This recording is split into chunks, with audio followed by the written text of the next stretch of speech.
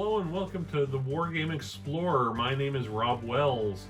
Today we are going to be opening up and putting together the game Marvel Crisis Protocol. I've heard about this game for a long time. I was really interested in it.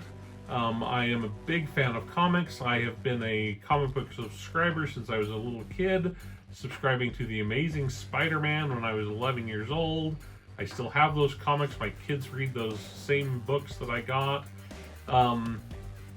This looks really fun. It's got all of these great comic characters, all the Marvel Cinematic Universe characters, but it's notoriously fiddly. These are some one-star reviews from Amazon. This guy says, each miniature has pieces so small that it's almost impossible to hold, let alone try to glue to another piece. I had high hopes for this game, but they were quickly dashed because of a poorly made product. And I thought, I mean, this guy said he spent almost 10 hours putting this together, and it's only 10 models. Could it really be that hard?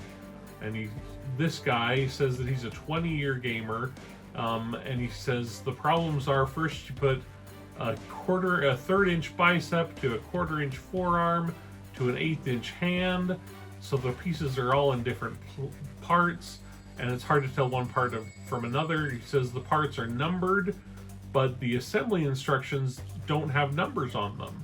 So when you have two biceps that are tiny, it's hard to know, is this the left arm bicep or the right arm bicep? And the instructions don't tell you, even though they are numbered on the sprue, which is just dumb. This guy gave up on the game because he lost a piece to Ultron, and he lost a piece to the Red Skull, and he said, well, what am I supposed to do now? I've lost these pieces, and they're gone forever. So, is this true? Is this possible? Is it a fluke? Captain Marvel here is one that they said was particularly hard to put together. Her arms are so spindly. And Ultron was one because his parts were robotic, and it's hard to tell what a part is what.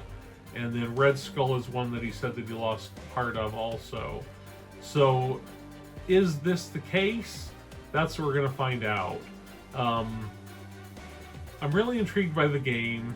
I really want it to be good, because the thing is that this is a crossover game. It's a game that is designed to get new players into the hobby, and I want new players to get into the hobby as much as anybody else. It is supposed to have easier rules than a regular war game. It's different from a board game. It's a step up from, say, your Hero Clicks. It is more a miniatures game than Hero Clicks is. I mean, as far as knowing individual rules and moving certain numbers of inches and those kind of things. But it is still simplified. It's not a 40K. It's not a bolt action. But I want to show you these instructions because they are stupid.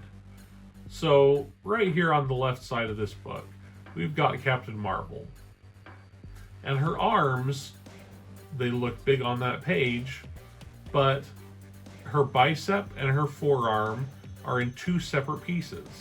Now, I've been handling sprues long enough, and I know enough about mold making to know that there is no reason for those arms to be two separate pieces. They could have just as easily been one piece. I don't understand why they were molded as two. And that is the case with so many of the miniatures in this. There are pieces on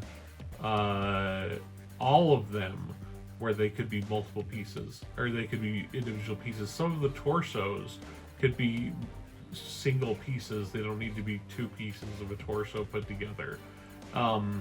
The other thing is that they give you extra pieces. It's like they expect you to lose pieces, but the extra pieces that they give you are not the important pieces.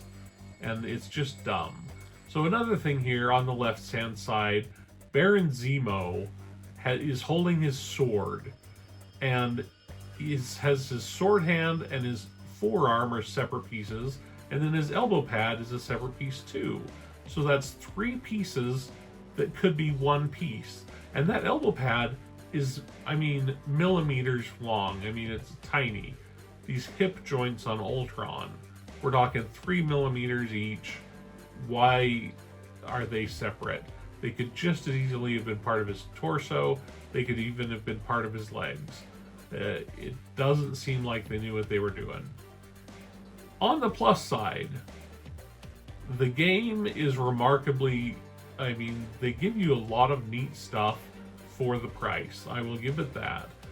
These models are really cool models, and it comes with all of this cool terrain. It comes with a newsstand and a car and a dumpster and all of this stuff that you just wouldn't expect in a starter box for the price of these models. I think this game costs like $69 or $71, something like that on Amazon, and it comes with 10 characters. Captain Marvel went together just fine. And at this point, I put her together first, and I thought, yes, it's stupid that her arms come in 2 different pieces, but it's not game-changing. And I thought, these Amazon reviews must be wrong, because I figured out, yes, it was hard to tell which bicep was the left arm and which was the right arm, but I figured it out, and I put her together, and I didn't have a problem with it. And so I thought, well, these reviews must be wrong. Now, I got to Ultron. His hip joints were so fiddly. I didn't lose any, and it was one of the things where they give you extras. So I was like, all right, well, I can see they're giving you extras to these joints because they know they're so fiddly. Why are they fiddly? For no reason at all.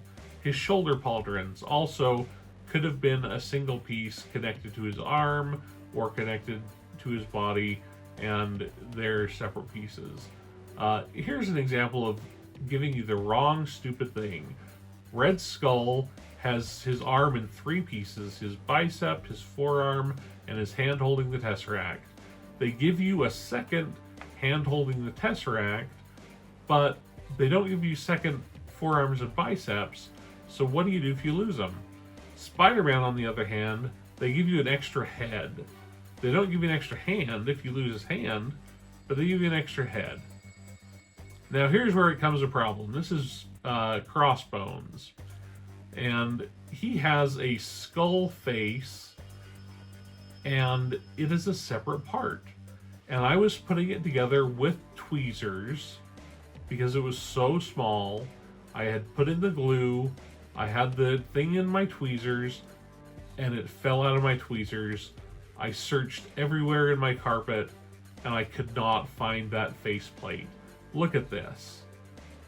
Now, if you know anything about molding, you know there is no reason for that faceplate to be separate from that skull.